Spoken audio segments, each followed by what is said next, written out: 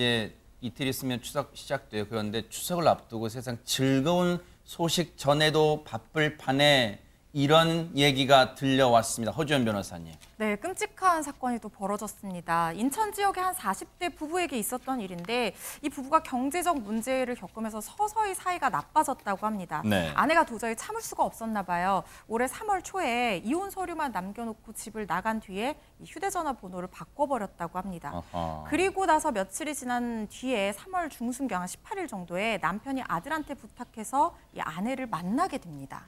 네.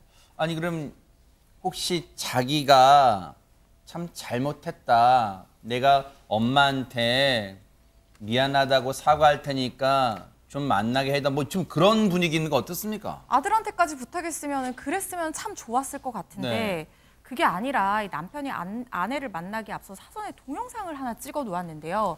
그 내용이 너무너무 끔찍합니다. 세상에. 동영상 속 남편의 혼잣말을 들어보면 이제 너하고 나하고 끝난 거다. 이 못난 놈이 너를 데리고 가고 싶어서 그런다. 뭐 이런. 세상에. 이게 뭐 잘 들어보면은 뭔가 끔찍한 어떤 사례를 암시하는 그런 것 같은 동영상이잖아요. 이걸 찍어놓은 게 발견이 된 겁니다. 왜 이 동영상 속 얘기를 전해 듣는 순간 온몸에 전혜연 평론가 지금 소름이 쫙 끼치는 걸까요?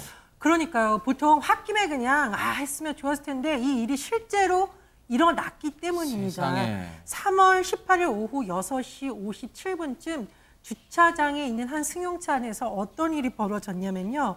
남편이 수면제를 섞은 술을 아내에게 마시게 했습니다. 그리고 둔기를 휘둘러서 살해를 시도했어요. 세상에. 그리고 이렇게 범행을 저지른 후에는 본인도 이제 세상을 뜨려고 했는지 극단적 선생을 하려고 했는데 인근에 있던 펜스를 이제 차량으로 들이받은 겁니다. 그래서 경찰관이 이를 목격하고 차량문을 열어라 이렇게 지시를 했는데 네. 또 도주를 하려고 하다가 또 나무를 들이받아서 어허. 결국은 붙잡히게 된 겁니다.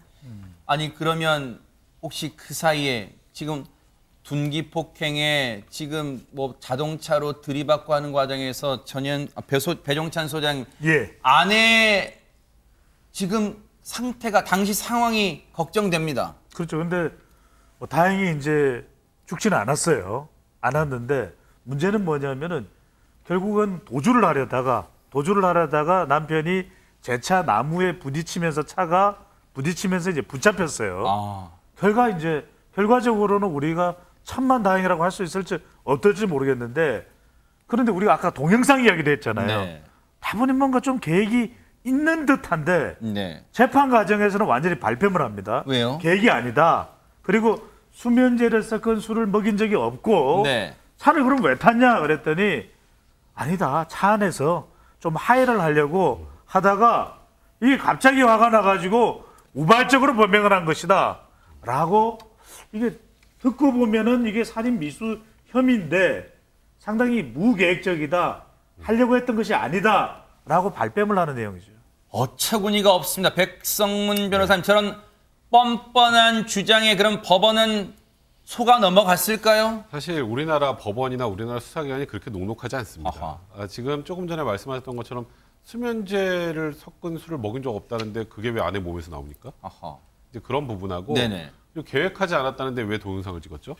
그리고 뭐 사실 둔기도 현장에 있는 게 아니잖아요. 아하. 그러니까 범행에 필요한 그 범행 도구들을 미리 다 미리, 준비를 했다는 건 아. 그 무조건 계획 범행입니다. 아. 그러니까 본인이 우발적 범행을 주장하는 건 양형에서 조금이나마 좀 깎여볼 생각으로 저렇게 주장을 한 거였는데 그건 먹히지 않았고요. 그리고 이 아내 살해하려고 누굴 통해서 불렀습니까? 아들요. 그게 사람이 할 짓입니까?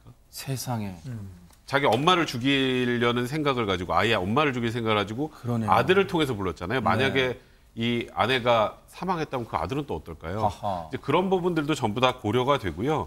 그리고 지금 이 사실상 뭐 머리가 함몰되는 정도의 중환상을 입었었고 세상에. 아까 기억하시겠지만 나무를 들이받을 때 경찰관이 세웠잖아요. 경찰관이 뭐 신고받고 온 게 아니라 우연히 본 거예요. 어이고. 그때 우연히 경찰관이 보지 않았으면 어떻게 됐을까요? 그러니까 상상조차 하기 네, 싫습니다. 그러면 피해자가 사망했을 가능성이 굉장히 크다고 판단했고 그래서 이 남성에게 인천지방법원은 징역 10년을 선고했습니다. 이런 짓을 저지른 이 사람입니까? 이 사람도 아니 인간도 아니 짐승만도 못해. 짐승만도 못하다 그러면 짐승이 화를 낸대요 요즘은. 그런데 앞서도 잠깐 얘기 나왔습니다만 김수경 교수님, 혹시 이 피해 여성의 아들이 혹시 자책할까 봐 그것도 지금 걱정됩니다. 사실 이 부부간의 불화 과정에서 가장 하면 안 되는 것 중에 하나가 자녀를 개입시키는 거거든요. 보통 부부싸움 하면 뭐 아빠한테 가서 이 말 저래라, 뭐 엄마한테 가서 이 말 전해라 이런 실수들을 하는데 아이는 은연중에 내가 이 갈등을 중재해야 되는 중재자인가? 라는 생각을 하게 되죠.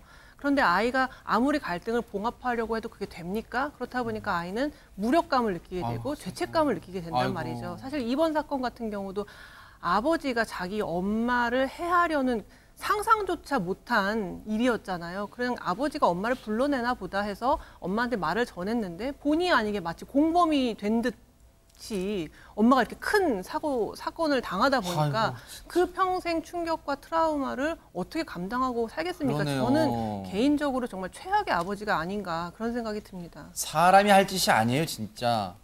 진짜 법의 단죄 얼마나 세상이 무서운지, 법이 무서운지를 이 사람 같지 않은 이 인간한테 보여주기를 기대를 해볼게요.